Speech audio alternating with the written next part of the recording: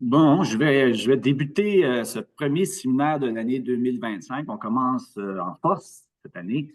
Donc, j'ai le plaisir d'accueillir Monsieur Antoine Gros, médecin de famille, directeur scientifique de l'unité de soutien SSA Québec, professeur titulaire à l'Université Laval, professeur associé au pôle santé HEC Montréal, et jadis a occupé plusieurs fonctions, dont celle de conseiller médical, directeur de l'organisation de la première ligne et sous-ministre adjoint. Je pense que ça fait un peu le tour des principales réalisations. Donc, on a la chance d'avoir quelqu'un qui, à la fois, a un regard interne sur le système de santé et en même temps, un regard externe comme médecin dans un GMFU. Donc, je pense que c'est un angle intéressant et je pense que ça va nous permettre de mieux comprendre les grands enjeux de la première ligne. Donc, merci à tous d'être avec nous ce midi. Il y a un adage qui dit qu'un système de santé n'est pas plus performant que l'efficacité de sa première ligne. Donc, on va voir dans quelle mesure cet adage est pertinent, est toujours pertinent. Pourtant, lorsqu'on regarde les dernières réformes du système de santé, celle de 2015 et celle qu'on vient de voir avec l'arrivée de Santé Québec, euh, il semble y avoir peu de considération ou du moins d'importance accordée à la première ligne. On voit beaucoup d'une approche très hospitalo-centrique dans laquelle on met beaucoup d'efforts sur la deuxième ligne et le milieu hospitalier, alors qu'on sait très bien que l'accès aux soins passe par une première ligne forte. Donc, comment expliquer tout ça? Comment, vu de l'intérieur, on peut expliquer ce paradoxe qui pourtant qui semble pourtant évident là, d'un point de vue international. Donc, dans un premier temps, Antoine, je peux te tutoyer, pas de souci. On s'était dit, je me souviens, il y a quelque temps on était pour s'asseoir ensemble devant un repas et un bon verre de vin pour discuter justement des grands enjeux de la première ligne. Donc, disons que c'est un peu la même chose, là, avec un peu plus de gens. Et la table est donc plus grande, mais je vous assure tout de suite, c'est pas moi qui paye le vin. Là. Non, je vais sauter mon tour pour cette question-là. Donc, je voulais juste, dans un premier temps, voir un peu comment tu nous décrirais la clinique pour laquelle tu travailles, la clinique Mézérette. Donc, c'est quoi la particularité de cette clinique en matière de gouvernance? Quel est son mode de fonctionnement général pour qu'on puisse mieux comprendre après les enjeux que tu vois apparaître au niveau de la première ligne? Ben, très bien, merci beaucoup, Denis, de cette belle invitation. Bonjour à tous et à toutes. Et puis pour le vin, tu auras compris que le vin virtuel, de loin, est le meilleur pour la santé, pas seulement la santé numérique, mais pour la santé globale et durable à laquelle on aspire. Alors, tu mets bien la table.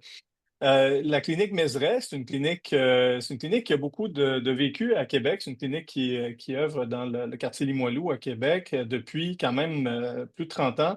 Une clinique qui a migré récemment, là, il y a 4 années, hors établissement. Alors, la clinique Mézeray ressemble maintenant beaucoup à la très vaste majorité des groupes de médecine de famille universitaires, en fait, surtout des groupes de médecine de famille. Mais c'est une clinique qui a toujours eu cette affiliation forte avec l'académisme, avec l'Université Laval. C'est une très grande clinique, hein. La clinique Mézeray, aujourd'hui, c'est une clinique qui comprend plus de 150 personnes, une trentaine de médecins, une trentaine de résidents, de professionnels, des employés, des partenaires collaborateurs de d'autres secteurs. Alors, c'est vraiment une grande clinique. C'est une clinique qui appartient aux médecins. Alors, ce qu'on appelle une société de dépenses dans le jargon médical. Donc, c'est une clinique qui appartient à tous les médecins qui y travaillent. Et c'est pas faute de vouloir y ajouter d'autres professionnels. Le concept de société de dépenses au Québec est circonscrit à un corps médical. Alors, tu peux pas avoir des partenaires infirmières et autres. Et je vous le nomme parce que c'est un peu en dissonance avec les intérêts premiers de Mézeray, qui est de miser justement sur ce travail interprofessionnel de façon très affirmée. C'est aussi une clinique qui, de façon exotique, est gérée par une société qui n'est pas une société à but lucratif, c'est une société sans profitabilité dont là, décharge, déclaration de conflit potentiel. Je suis le copropriétaire avec une collègue, Catherine Bouffard-Dumais, de cette société qui gère les affaires, surtout les ressources humaines, matérielles dans cette clinique. Alors, c'est un modèle un peu exotique là, de construction d'une clinique en société de dépenses avec une société de gestion, mais avec une entente de non-profitabilité. Donc, il y a pas de profits qui sont générés. Tout l'argent qui pourrait être généré est réinvesti en soins, en services à la clinique Mézeray. Alors, on se fait traiter souvent de Québec solidaire des cliniques médicales. On se fait traiter de socialistes, presque de communistes à l'occasion. Mais surprenamment ou pas, les gens de la clinique sont plutôt fiers de la chose. C'est une clinique qui est très axée sur la cogestion, sur une gouvernance partagée. Donc, c'est pas seulement un médecin qui décide de tout, c'est vraiment un comité, c'est un ensemble de médecins qui travaillent. Une clinique qui est très axée sur l'innovation, qui accepte volontiers des projets d'innovation, des projets de recherche. On est d'ailleurs un partenaire fier de Vitam, qui est un centre de recherche en santé durable, pas très loin de la clinique Mézeray aussi. Très engagé vers sa population, très tourné en des projets de gériatrie sociale, de pédiatrie sociale, du partenariat patient depuis quand même beaucoup d'années aussi à l'intérieur de la clinique. Donc, a toujours été très tourné vers les gens qu'elle dessert, pas seulement les apprenants, qui sont extrêmement importants dans un milieu universitaire de formation, mais aussi la patientèle du territoire. Fait que peut-être en gros le portrait que je tracerais de cette clinique Mézeray. Donc, si je comprends bien, il y a quand même plusieurs services qui sont offerts. On n'est pas sur un service unidimensionnel. On pourrait penser à des cliniques comme on voit dans d'autres pays, à Unisanté, par exemple, à Lausanne, en Suisse, où tu as la santé au travail, tu as la santé publique, tu as la santé familiale. C'est un ensemble de services sous le même toit qui permet d'avoir une intégration beaucoup plus large des soins offerts là, à la population, là. Je te dirais que tu as tout à fait raison.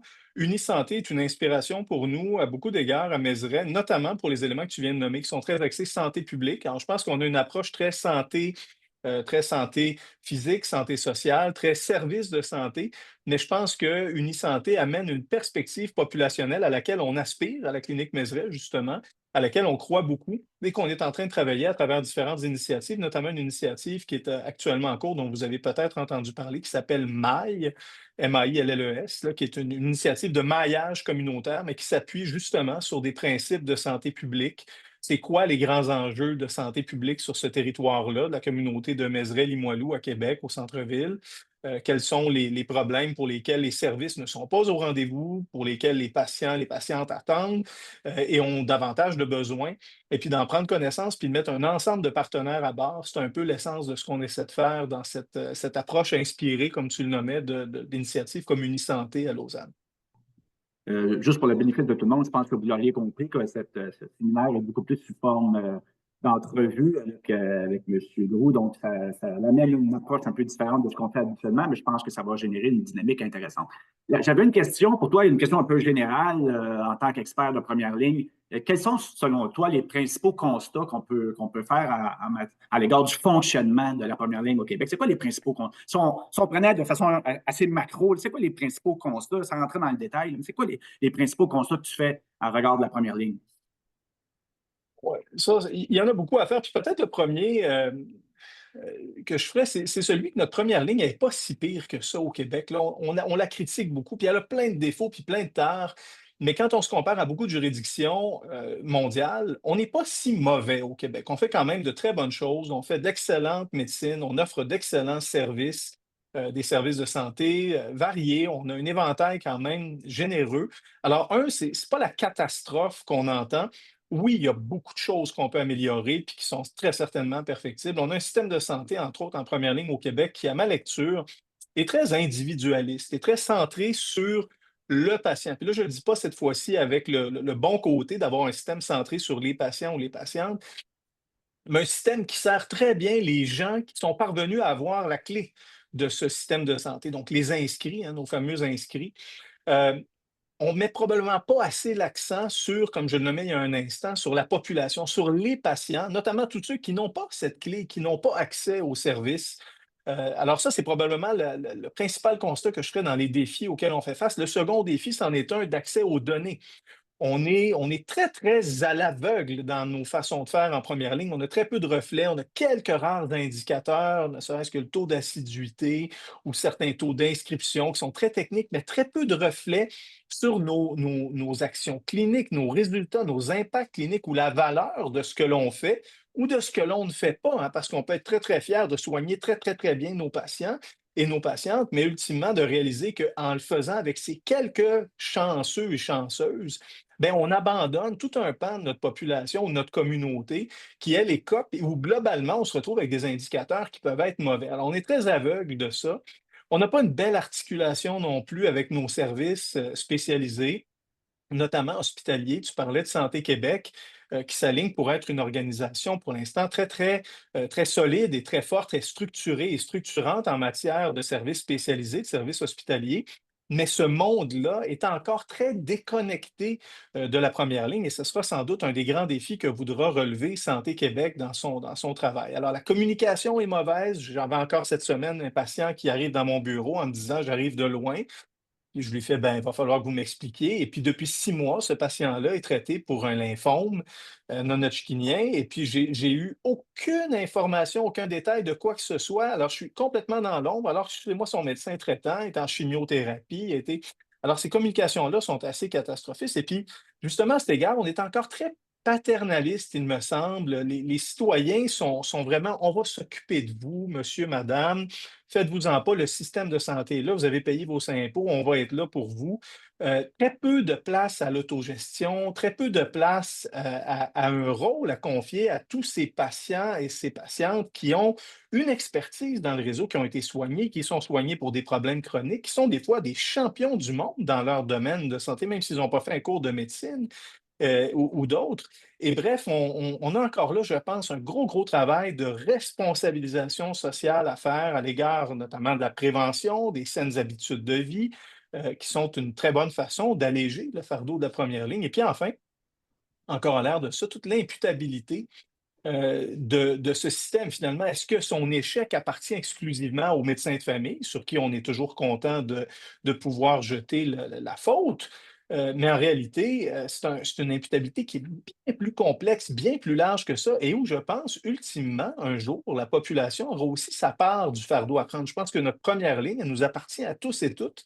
Et je pense qu'au Québec, on peine encore à se l'approprier puis à prendre notre petit rôle, qui pour certains patients ou patientes vulnérables, qui en a peut-être à cette table virtuelle aujourd'hui, peut être extrêmement modeste, mais pour d'autres, pourrait être très grand avec tout ce qui va avec. Et puis, je m'arrêterai là, mais en gros, ce sont peut-être les grandes lignes que je vois, peut-être pour toucher une question que tu voudras sans doute aborder, Denis, mais la question des modes de rémunération, hein. Je parle d'imputabilité. Imputabilité, il y a souvent la rémunération qui est associée. Je pense que là aussi, puis on pourrait y revenir, il y a un travail à faire. C'est un monde, là, tu sais, le modèle de free rider qu'on a au Québec, là, d'espèce d'agent libre médical, est un modèle peut-être d'une autre époque qu'il faudrait repenser autrement aujourd'hui ou réfléchir d'une façon différente avec nos concitoyens. Je t'écoute, Antoine, donc ça me rassure et en même temps, ça ne me rassure pas dans la mesure où cette incapacité d'échanger de l'information, c'est crucial à la compréhension et à l'intégration des soins entre la première et la deuxième ligne. Semble pas non plus être un élément qui fait partie du DSN qui est après se développer. Si j'ai bien compris, la première ligne ne sera pas nécessairement intégrée de façon absolue dans cette dynamique-là. Donc, ça m'envoie un message comme quoi l'une des barrières que tu soulèves risque de rester encore un certain temps tant qu'on ne réussira pas à intégrer l'ensemble des données, autant de la première, de la deuxième ligne, mais de tous les autres services offerts à un patient donné. Et en même temps, je trouve ça intéressant ce que tu soulèves dans la mesure où, lorsqu'un médecin me dit qu'il ne sait pas ce qui se passe avec son patient, je trouve que c'est un peu déconnecté de son rôle, parce que son rôle, c'est de savoir ce qui se passe avec son patient. T'sais, peu importe où il est rendu dans le système, il devrait être en mesure de comprendre cette trajectoire, de comprendre où il en est dans cette trajectoire, de manière à être capable d'y offrir les services les plus adaptés possibles à l'évolution de son état de santé. Donc, c'est quand même un peu... Et ça m'amène à, à présenter un peu les constats que l'OCDE fait par rapport à la satisfaction envers des soins de qualité, donc l'accès à des soins de qualité. L'OCDE présente des statistiques à chaque année et révèle que finalement, c'est au Canada dont les taux de satisfaction sont les plus faibles, et principalement au Québec, et où je dirais la déclinaison de cette satisfaction, donc la perte de points de pourcentage est la plus grande au cours des 5 dernières années, c'est encore au Canada. Donc, comment expliquer que notre première ligne, je constate qu'elle est quand même bien installée, bien organisée, mais qu'en même temps, on n'arrive pas à livrer un accès à des soins de qualité malgré un système de santé qui est parmi les plus coûteux au monde. On est Après les États-Unis, je pense que c'est le Canada, là, dont les coûts sont les plus élevés. Donc, comment expliquer un paradoxe pareil? Moi, je pense que c'est encore là très, très, très multiple comme cause. Je pense que l'enjeu que tu nommais à l'instant, l'enjeu de communication, en est certainement un qui explique au moins une partie de cette insatisfaction, parce que c'est ça dont il est question ici, c'est que parmi les pays de l'OCDE, oui, on met beaucoup de sous, mais il y a encore beaucoup d'insatisfaction pour beaucoup de sous. Et je pense encore là qu'on manque de transparence. On ne voit que cette pointe d'iceberg où toutes les choses vont mal et en mettant à l'avant toutes les horreurs de notre système, alors qu'en réalité, il y a beaucoup de choses positives. Mais ça, au fur et à mesure du temps, quand on martèle ces éléments sombres et problématiques de notre réseau, puis les expériences catastrophes, ben, on oublie toutes celles qui sont positives et heureuses. Puis à la clinique Mézeret, on a entre autres établi un système intéressant de capture de l'expérience des patientes et des patients qui consultent chez nous. Nous, 100% des patients, patientes qui viennent consulter à la clinique au sortir reçoivent un texto ou un courriel qui les invite à donner leur opinion, leur impression sur leur expérience de soins. Et ce qu'on constate, c'est que dans une très, très grande majorité de cas, l'expérience, elle est heureuse, c'est positif. Il y a des choses à améliorer. Fait qu'encore là, je pense, l'élément de communication, de transparence, de montrer ce qui va bien, de le mettre en évidence, permettrait sans doute déjà d'atténuer certaines de ces insatisfactions-là.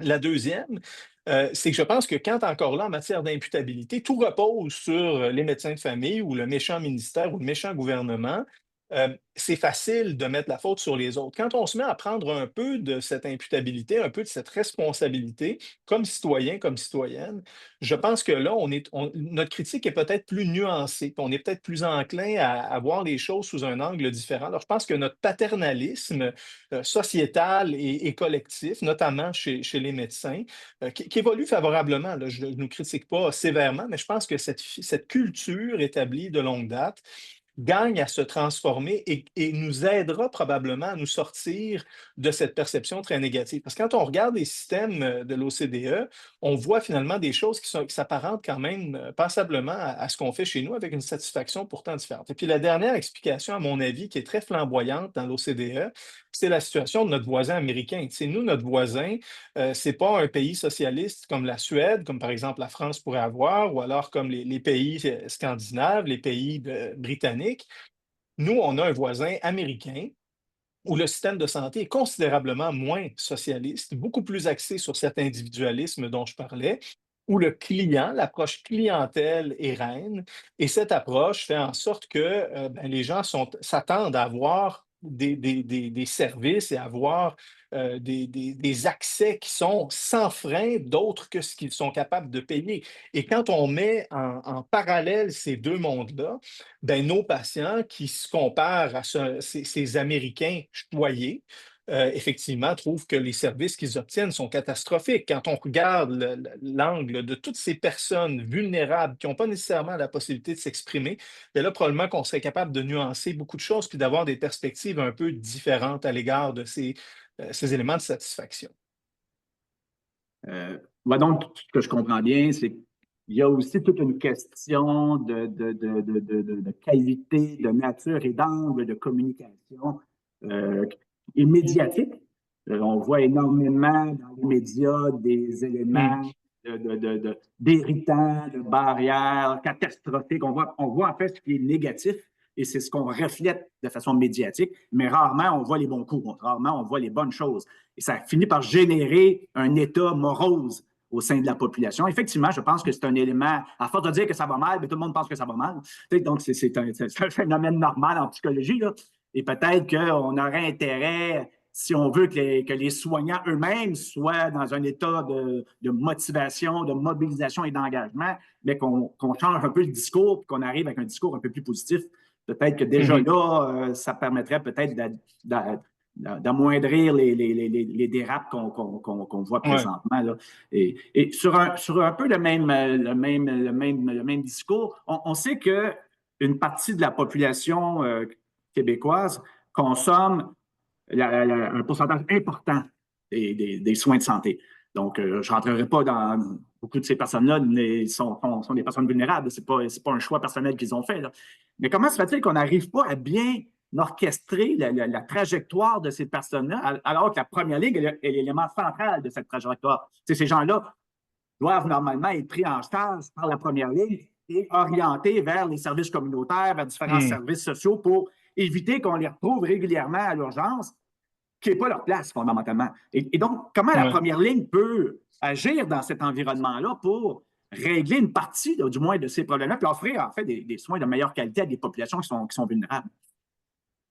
Ouais, ça, c'est une question, encore là, bon, Les personnes je pense âgées, qu'on parle les de. itinérants, Ben bon, oui. bon, on voit un peu Peut-être, je pense qu'il y a beaucoup, beaucoup de raisons qui expliquent ça, mais l'une de celles dont j'aimerais parler, c'est celle de la priorité qu'on va accorder à ces services-là. Donc, cette petite portion d'individus qui consomment beaucoup, beaucoup, beaucoup de services, on peine à les. D'abord, il y a deux scénarios qui se passent, là. D'un côté, on va se concentrer beaucoup, beaucoup, beaucoup, puis dépenser énormément autour des services que consomme ce petit groupe d'individus-là.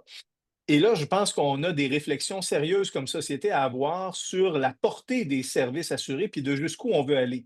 Est-ce que c'est une bonne chose, sociétalement parlant, d'utiliser un médicament à 1 million de dollars la dose pour prolonger la vie, et je ne parle pas de qualité de vie, mais la vie d'un fin nonagénaire avec des troubles cognitifs majeurs? Alors là, vous allez dire, ben, c'est évident que non. Mais pour certains, c'est pas évident que non. Puis pour certains, certaines familles, certains pères accompagnateurs de ces personnes-là, si 1 million de dollars est requis pour faire gagner 2 mois de vie à cette personne-là, pour qui la valeur plus forte que tout, c'est la vie, ben, ils vont le vouloir. Puis on ne peut pas faire reposer cette décision-là sur les épaules seules du médecin qui va donner ses services à ces personnes vulnérables. À l'autre extrême du spectre, quand on met toutes ces ressources-là chez les patients les plus vulnérables, ben, on ne les met pas ailleurs. Si on ne les met pas ailleurs, ça nous limite notre capacité de donner des services à ces gens-là. Et inversement, quand on a plein de demandes dont la valeur ajoutée est encore là discutable, là, je vais aller à l'autre extrême du spectre, le traitement d'un petit bobo qu'on ne trouve pas joli sur la joue ou pire dans le milieu du dos, bah, c'est inesthétique, ça me dérange. Quand on traite ça, on ne s'occupe pas des patientes et des patients qui ont cruellement besoin et qui, sans notre service, sans notre accès, vont se retrouver aux urgences, hospitalisés, décompensés.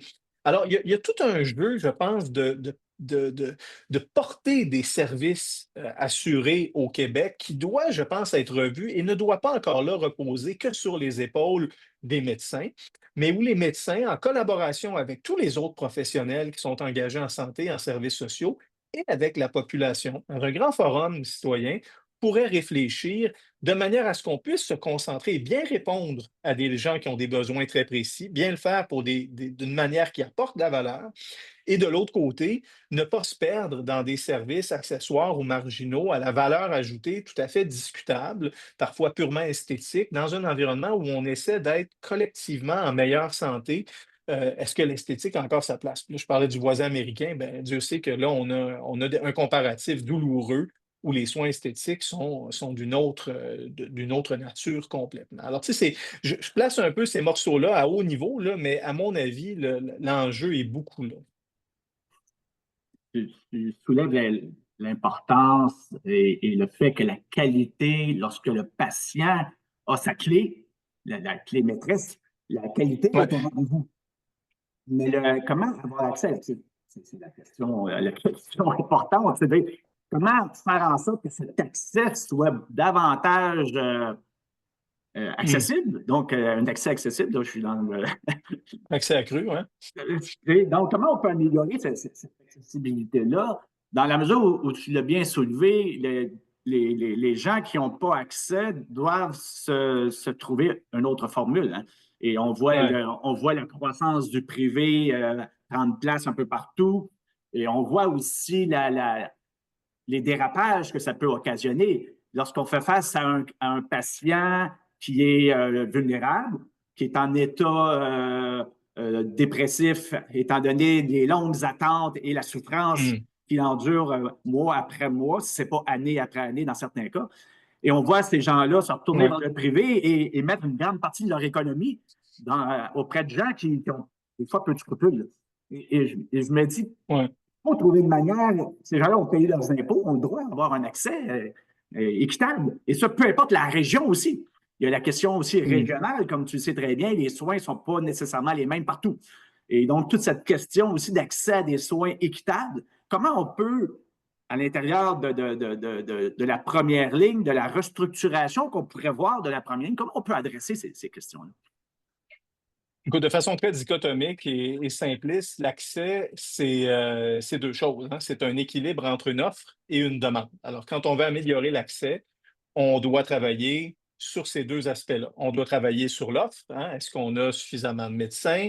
Est-ce que les médecins font les bonnes choses? Est-ce qu'ils sont capables de partager ce qu'ils font avec d'autres professionnels qui ont d'extraordinaires compétences, qualités, et qui sont capables de mettre l'épaule à la roue? Est-ce qu'ils les sollicitent suffisamment pour les bonnes raisons, les bonnes façons pour garder pour eux les choses qui sont spécifiques à leur expertise ou leurs compétences? Alors, cette offre-là, on doit y travailler. Est-ce qu'on est accessible en temps opportun? Est-ce qu'on est capable d'ajuster notre horaire en fonction de la demande? Et là, je nous amène du côté de la demande. La demande, elle est aussi en volume extrêmement importante. Et toute la question de la pertinence dont je parlais tout à l'heure, quand des patients consultent pour des problèmes d'une signification médicalement marginale, ça fait 2 jours que j'ai mal à la gorge ou que je tousse, j'ai pas de fièvre, j'ai pas. Ben, est-ce que c'est une demande qui est pertinente? Puis là, certains diront, oui, mais les gens n'ont pas fait un cours de médecine et vous avez tout à fait raison. Mais on échoue à enseigner aux citoyens, à la population, la valeur d'apprendre un petit peu ce que ces rudiments du B à bas. On ne leur demande pas de connaître des maladies complexes de North-Schönlein ou de je ne sais trop.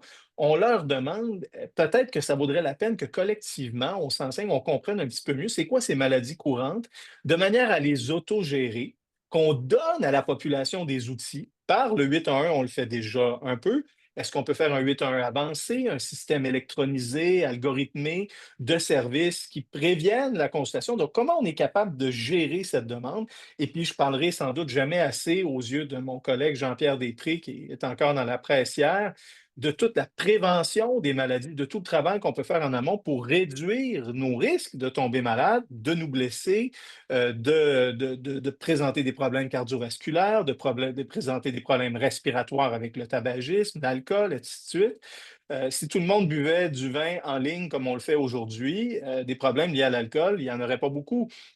Ça réduirait la demande d'autant. Alors, je pense que c'est toujours de garder en tête ces deux aspects-là. Quand on veut améliorer l'accès, on doit travailler à la fois sur l'offre, c'est vrai, mais on doit travailler aussi sur la demande. Et pour ça, il y a tout un travail de tous les partenaires du système, incluant les citoyennes, les citoyens, dans l'équation, avec une grande réflexion, là encore, je ne le répéterai pas assez, entourant la pertinence de nos demandes et puis la pertinence de l'offre aussi. On sait que l'accès aux soins passe nécessairement par la première ligne. Donc, le système actuel fait que si on veut avoir accès à un spécialiste, on doit nécessairement avoir une référence là, bon, par un généraliste. Et donc, il y a un goulot d'étranglement qui est situé là. Donc, il n'y a pas possibilité d'avoir accès à rien si on ne passe pas par le médecin. Mais on sait qu'en même temps, les gens n'ont pas accès à ce médecin de famille.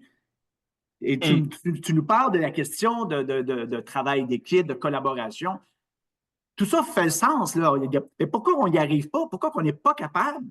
Étant donné que c'est si évident que le travail d'équipe hum, permettrait un accès à des soins beaucoup plus rapides, sans nécessairement toujours être à l'attente du médecin généraliste, du médecin de famille, parce que, comme tu dis, plusieurs causes pourraient être traitées par d'autres personnes qui sont à ces niveaux-là aussi bien qualifiées, avec les compétences nécessaires. Et on pourrait hum. automatiquement passer en deuxième ligne sans nécessairement engorger le système des GMF et le reste.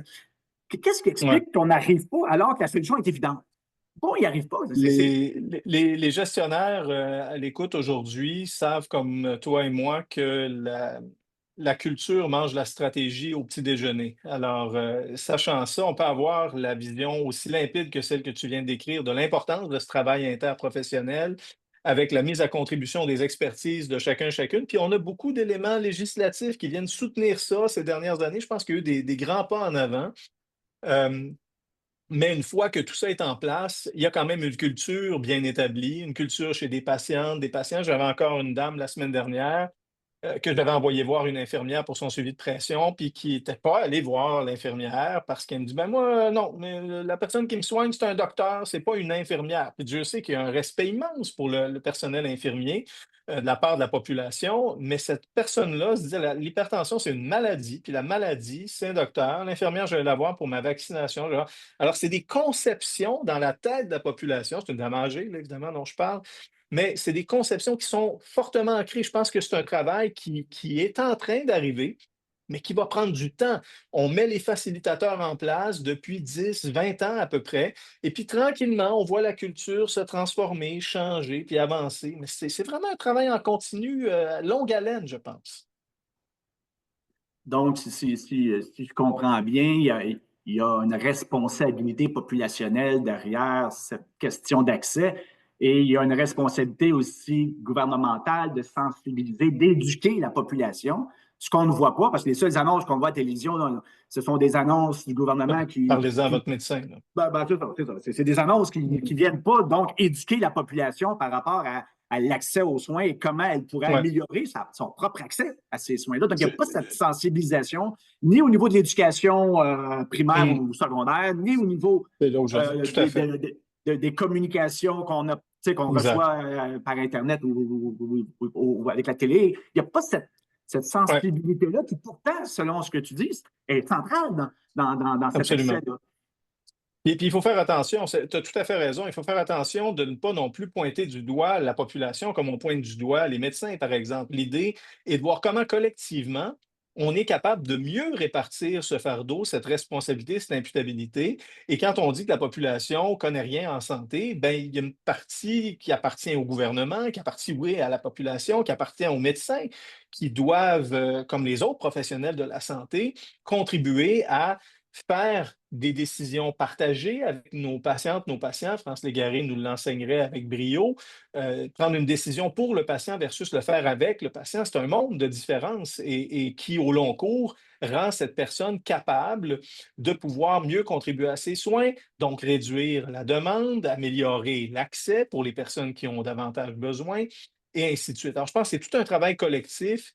Pointons personne du doigt, travaillons ensemble avec des choses qu'on sait qui fonctionnent. On en fait plusieurs, il y en a d'autres à faire. Je pense que tu as nommé un des éléments qui, moi, m'est très cher sur la littératie en santé.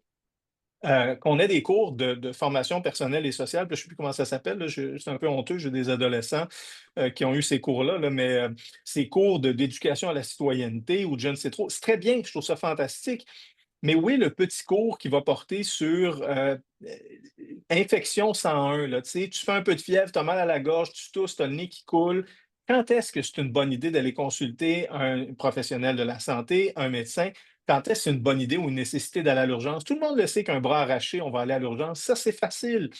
Mais toutes ces choses un peu plus subtiles, comment est-ce qu'on transfère cette information-là? Comment on améliore la littératie globale de notre société?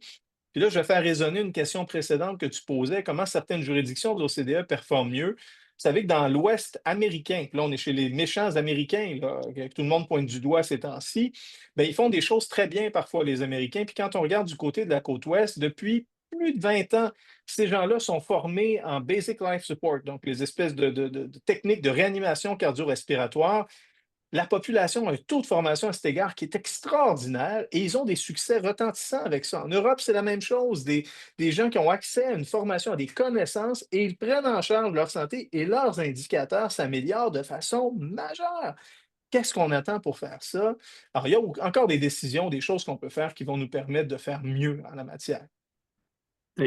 Ça m'amène à réfléchir à toute l'importance de la proche aidance auprès des personnes âgées. Ces gens-là n'ont pas nécessairement une Mhm. formation, justement, une formation de base qui pourrait leur être octroyée et qui pourrait éviter un paquet de problèmes dans le cadre de leur responsabilité et de leur rôle par rapport aux Mhm. personnes, aux aînés. Et on sait très bien que c'est une force importante dans le système. Si on n'a pas ces gens-là, c'est impossible d'y arriver. Là. Donc, il y a toute Tout à fait. cette logique qui m'apparaît effectivement un élément important. Un autre paradoxe sur lequel j'aimerais t'emmener, Antoine, c'est toujours en fonction des données de l'OCDE, malgré on peut remettre en question là, ces données-là, mais ça nous donne quand même un point de repère. C'est là qu'on se compare, qu'on est capable de définir où on est positionné. C'est quand même un point de repère intéressant.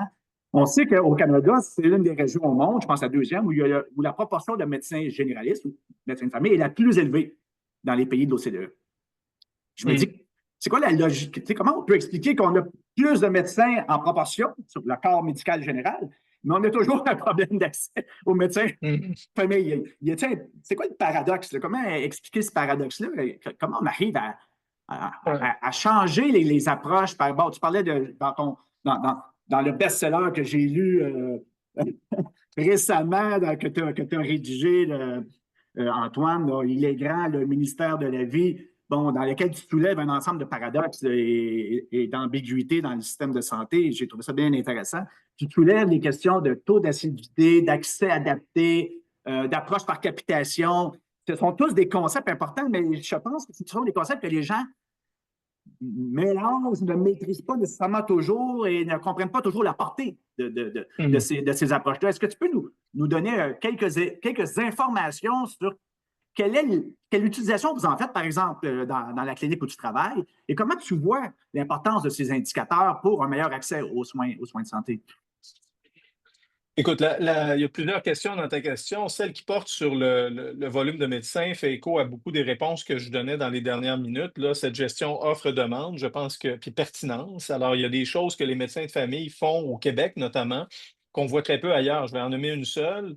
La participation des médecins de famille aux activités hospitalières au Québec est sans commune mesure avec ce qu'on voit ailleurs dans le monde, là. Généralement, près du double de ce qu'on voit, 40% à peu près dans les statistiques de médecins de famille ont des activités hospitalières significatives.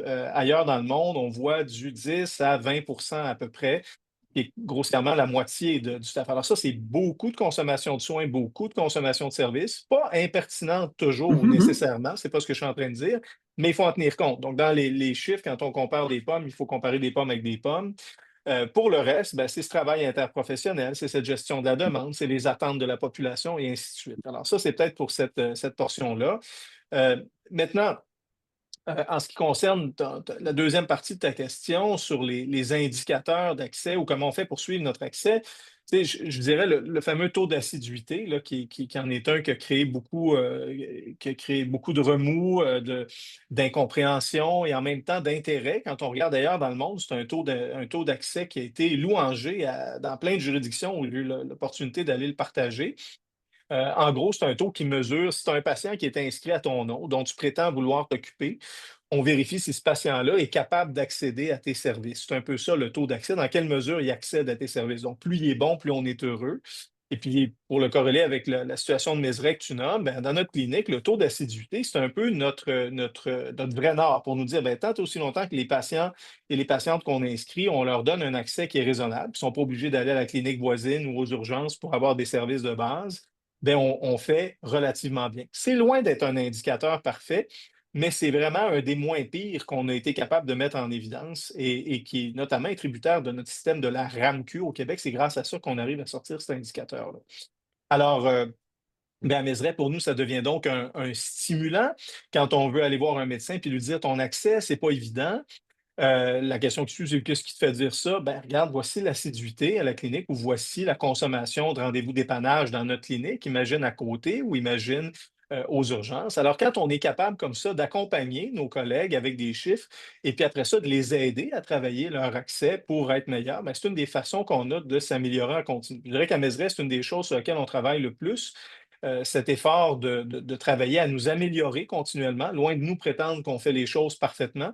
Mais avec ce type de reflet, je parlais des données tantôt, le taux d'assiduité, ce taux d'accès-là, c'en est un reflet qui nous permet de motiver nos gens à travailler différemment. Pas plus, mais travailler différemment, mieux sans doute, plus de pertinence, plus d'efficacité pour arriver à donner le service attendu, pas seulement à nos patients inscrits, mais à la population éventuellement. Ça demande beaucoup de temps, beaucoup d'énergie de faire ça. C'est un travail en continu, mais c'est un travail que toutes les cliniques du Québec entament à un niveau variable et qui, pour certaines, amène des succès grandioses en matière d'accès. Donc, c'est possible d'avoir un très bon accès. À Mézeray, notre taux d'assiduité flirte avec les 92 depuis des années. Vous vous rappelez peut-être que le gouvernement visait 80-85 d'assiduité. Alors, c'est la preuve qu'on peut, oui, atteindre 90, voire peut-être 95, qui est notre cible à nous, à Mézeray, et qu'on atteindra peut-être un jour en continuant de travailler fort comme on le fait là-dessus. Puis l'accès adapté, ça se trouve être quoi dans ce processus de taux d'accès? Est-ce que c'est des choses, ce sont des synonymes, c'est des approches différentes? Qu'est-ce qu'on attend par accès adapté que tu soulèves dans ton livre? En fait, l'accès adapté, c'est finalement une recette. Tu as un ensemble de choses qu'on peut faire, hein. L'accès adapté, c'est pas juste avoir une plage ouverte en fin de journée pour voir un cas urgent.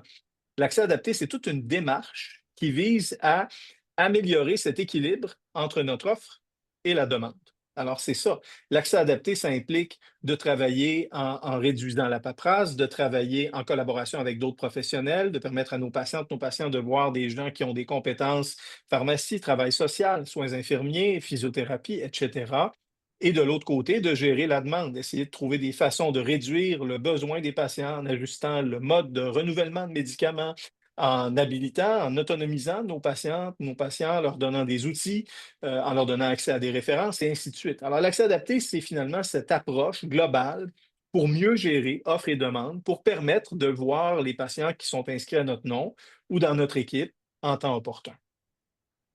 Et tu parles de taux d'assiduité élevé. Euh, Ce taux d'assiduité, naturellement, est dépendant du nombre de patients par médecin. Si tu accrois considérablement le nombre de patients, tu vas, en tout cas, je ne suis pas médecin, mais je présume que tu vas réduire ton taux d'assiduité. On sait que la moyenne canadienne, c'est à peu près 1750, 1800 patients par médecin, alors qu'on voit dans beaucoup d'autres pays des niveaux de patients beaucoup plus élevés par médecin. Donc, Mmh. comment on réconcilie, encore une fois, c'est toujours des paradoxes, mais comment on réconcilie cette question-là? C'est un peu la même chose, une fois encore. Si on prend par exemple dans les modèles de GMF américains, dans les GMF américains, c'est à peu près 6 000 patients pour un médecin. Sauf que ce médecin travaille avec 2 IPS, donc infirmières Excellent. spécialisées, travaille avec 6 infirmières cliniciennes, travaille avec.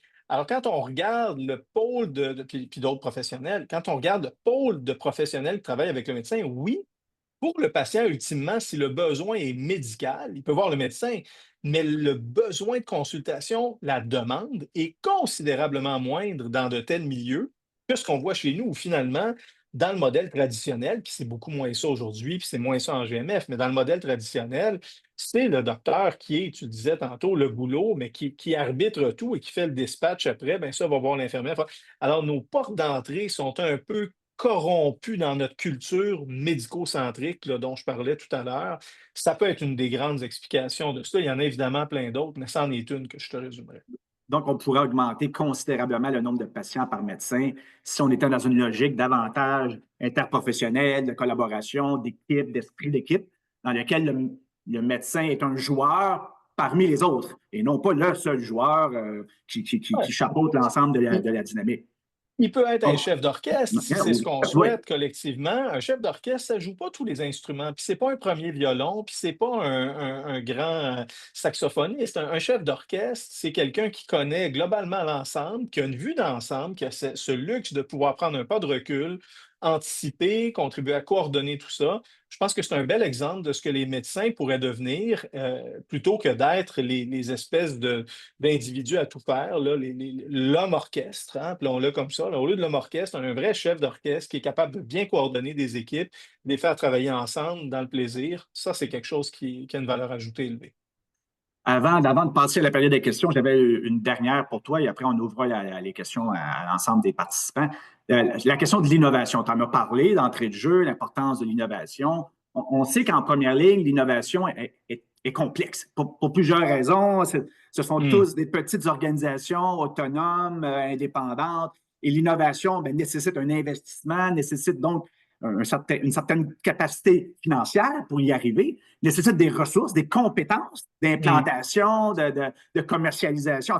Il y a un paquet d'éléments qui ne semblent pas être présents en première ligne et qui, selon moi, freinent la capacité d'innovation qu'on voit pas nécessairement en deuxième ligne, mais là, on a toute une machine qui est capable de mettre en branle un certain nombre de choses.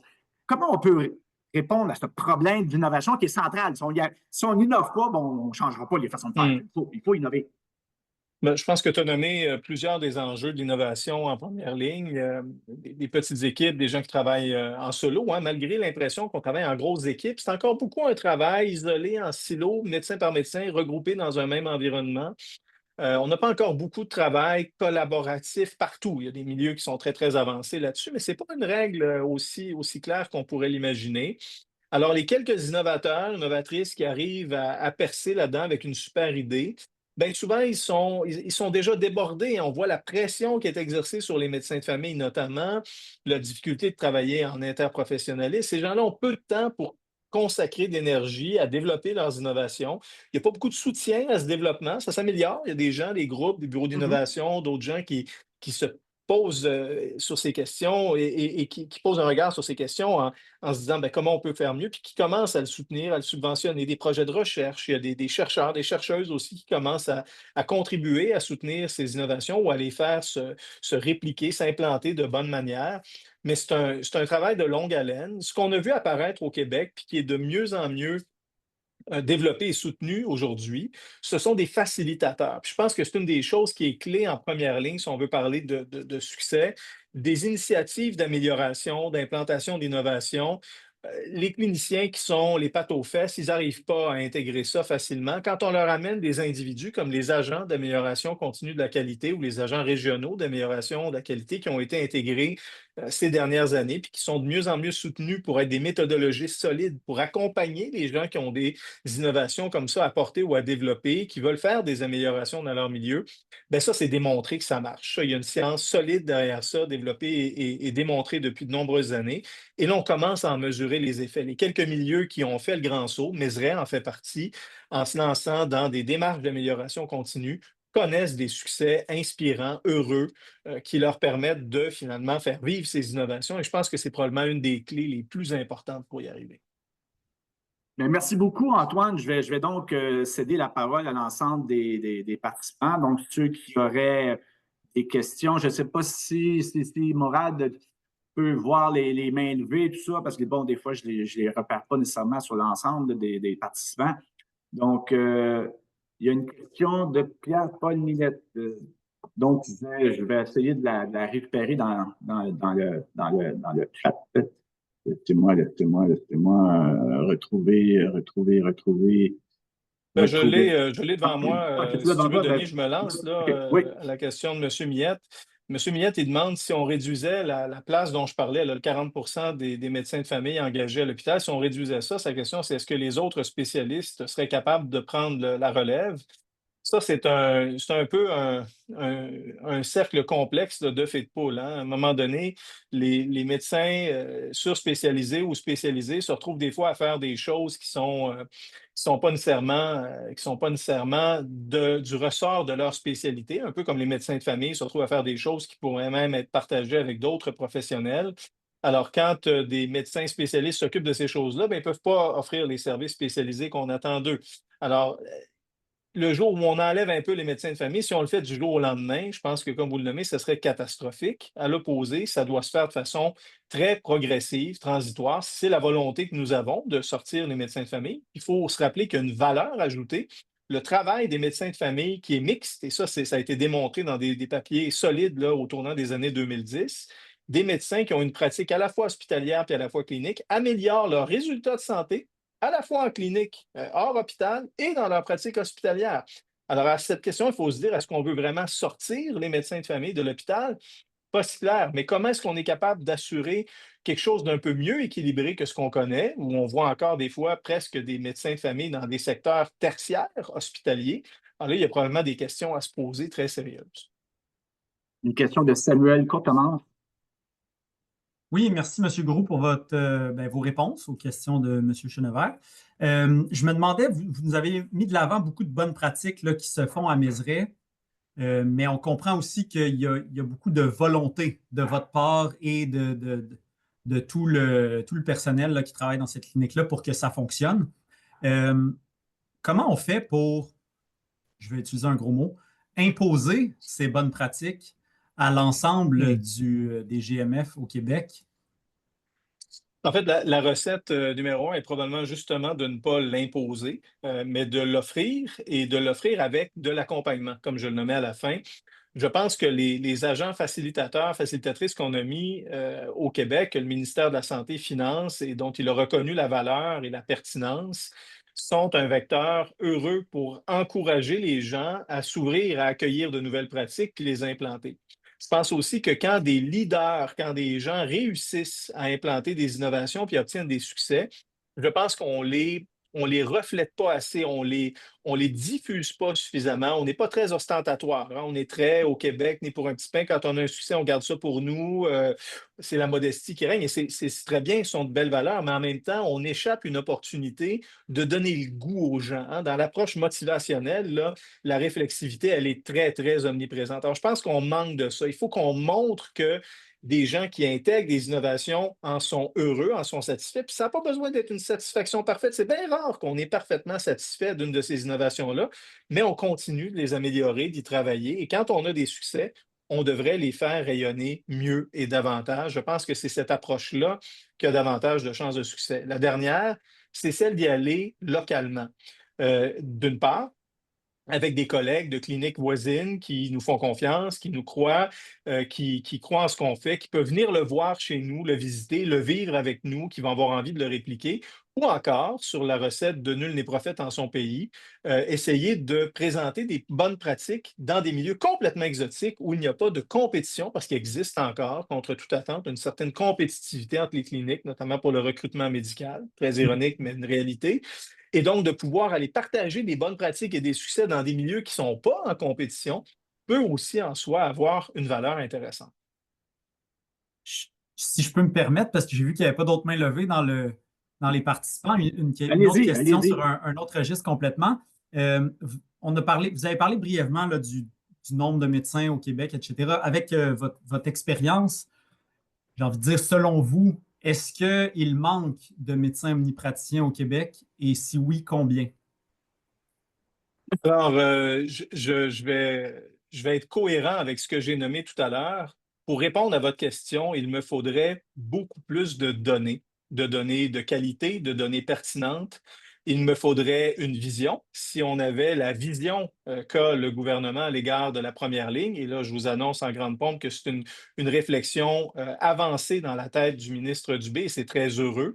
Si on avait cette vision, des grands objectifs, si on savait beaucoup mieux ce que font les médecins, ce qu'ils ne font pas, ce que font les autres professionnels, ce qu'ils ne font pas, je serais à même de répondre à votre question très intelligemment. Si j'essaie de le faire maintenant, je vais dire absolument n'importe quoi et j'envoie un message indirect en vous disant ça à tous ceux et celles qui aujourd'hui affirment savoir combien manque de médecins de famille au Québec. Pour poursuivre dans cette logique-là, pour prendre encore une fois les données de l'OCDE, on sait que le nombre de médecins de famille, le nombre de médecins en général, le corps médical est inférieur au Canada à la moyenne de l'OCDE par capita. Ça, les chiffres existent, c'est démontré. Là, et donc, c'est nettement inférieur. Mais en même temps, c'est le système qui coûte un des plus chers. Donc, il y a ce paradoxe-là aussi. Comment ça se fait qu'on a moins de médecins qu'ailleurs, mais ça nous coûte plus cher? Là, il y a quelque chose qui pour un gouvernement, doit être embêtant à négocier quelque part. Ça, c'est une réalité. Ça, c'est une réalité. Là. Encore là, un séminaire d'HEC, on ne peut pas ne pas parler de la loi de l'offre et de la demande. À une autre époque, il y avait un ministre de la Santé et même premier ministre, Philippe Couillard, qui avait fait la supposition d'inonder le Québec de médecins afin de pouvoir réduire leur salaire individuel. Alors, à un moment donné, moins de médecins, salaire plus élevé, coût élevé, quel est le ratio, comment on partage tout ça? Les hypothèses se valent. Certains sont porteurs du message de plus de médecins moins payés. D'autres vont dire, mais en moins, paye-les plus, mais assure-toi qu'ils vont livrer. Ce sont des théories de livraison de services qui peuvent tout à fait s'arrimer à celles qu'on voit dans d'autres domaines du commerce. Donc, il n'y a pas d'autres Merci. questions. Je vais poursuivre sur une question que j'avais et qu'on n'a pas abordée, la question de la rémunération. Donc, c'est un sujet chaud. Je sais que, bon, il y a quand même des réflexions qui sont faites à différents endroits auprès du gouvernement. Je pense que les fédérations aussi, il y a des réflexions qui se font à cet égard-là. Et on voit apparaître souvent le modèle par capitation. Comment tu vois la rémunération des médecins dans cette équation-là comme étant un élément qui peut à la fois être positif ou négatif dans la capacité Hmm. d'accès à des soins de qualité. Comment tu vois ça sans... Bon, je ne veux pas lancer un débat là, sur Ouais. la rémunération des médecins parce que c'est plus complexe là, que juste ça, mais comment tu vois cette Ouais. question-là et ce modèle par capitation que peu de personnes comprennent réellement? En fait, deux, trois choses simples. La première, la capitation, c'est pas mieux que la rémunération à l'acte. Ce que toute la science démontre, c'est qu'une combinaison de capitation et de service à l'acte est toujours mieux que juste l'un ou juste l'autre. Deuxième chose qu'il faut savoir, au Québec, tous les médecins qui travaillent dans des GMF sont aujourd'hui déjà à capitation pour à peu près 20 de revenus. La capitation, c'est quoi? C'est un montant d'argent qu'on te donne, pas quand tu vois le patient, ça c'est l'acte. Quand je vois un patient, je donne un service, c'est l'acte. La capitation, je n'ai pas besoin de le voir, mais parce qu'il est inscrit à moi chaque année, je reçois un petit montant d'argent. C'est un montant qui est relativement modeste, mais qui, au bout de toute une année, quand on regarde la rémunération de tous les médecins en GMF, grossièrement représente à peu près 20. Alors, on peut imaginer que si on a 20 de capitation puis qu'on n'a pas encore beaucoup de bénéfices de la capitation, probablement que le juste pourcentage de capitation, il est plus élevé. Et c'est beaucoup ça qui se discute en ce moment. Comment on peut passer de 20 à 50, voire peut-être à 80 de capitation avec un petit pourcentage réservé à l'acte. Alors ça, c'est quelques éléments fondamentaux. Maintenant, l'autre grosse question liée à la rémunération qu'on peut se poser, c'est cette dissociation de la rémunération des médecins par rapport à la rémunération de tous les autres professionnels et de toutes les autres personnes qui travaillent dans le réseau. Cette situation extrêmement complexe de pseudo-travailleurs autonomes dans cet environnement-là, euh, en date d'aujourd'hui, n'a probablement plus sa raison d'être comme elle a pu l'avoir il y a 50 ans. Alors, je pense qu'on est dans un autre paradigme. Et au-delà du simple mode de rémunération, capitation, moins de capitation, capitation favorisant une prise en charge plus globale de population, acte favorisant plus le spinning du rendez-vous, sans rendez-vous, dis-je. Quelque part entre tout ça, il y aura ce grand modèle de travailleurs autonomes rémunérés par une agence, une régie d'assurance maladie, dissocié de ses collègues. Alors, je pense qu'un jour, dans le monde de travail interprofessionnel auquel on aspire, puis qu'on entend sur toutes les lèvres, puis où tout concourt à nous mener, je serais bien surpris qu'il n'y ait pas une certaine contractualisation au minimum qui prenne une place importante au Québec, où finalement, c'est correct de rester travailleur autonome, mais au moins qu'il y ait des engagements de part et d'autre, de l'État, d'offrir un environnement de travail et des conditions de travail pertinentes pour les médecins, puis de la part des médecins, un environnement où ils vont servir une certaine quantité de services d'une certaine manière et en avoir l'imputabilité. Alors, cette contractualisation sera probablement une des avenues, je pense, plus porteuses que celle de l'intégration formelle demain matin de tous les médecins dans le corpus des employés de Santé Québec. Donc, je ne vois pas d'autres questions. Écoute, Antoine, ça me fin à cette... Il y a une question. Ah, oui, Oui, il y désolé. en a une. Vas-y, Morad, je ne la vois pas parce que elle est dans le... Ah, Madame Atia Giran, c'est à vous. Bonjour, merci beaucoup pour la présentation, puis les pistes de réflexion, le partage de l'expérience. Mais vous êtes quelqu'un qui a beaucoup de connaissances, tant dans le domaine de gestion, tant dans le domaine économique. Comment on peut faire, puis selon mes observations, il n'y a pas tous les médecins qui sont inclinés d'avoir cette connaissance. Comment on peut faire pour contaminer les médecins avec les connaissances que vous avez? Merci beaucoup. Ben, je vais faire une Bonne fleur à question. mon ami Denis aujourd'hui en lui disant qu'un séminaire comme celui qui vous est présenté en fait probablement partie.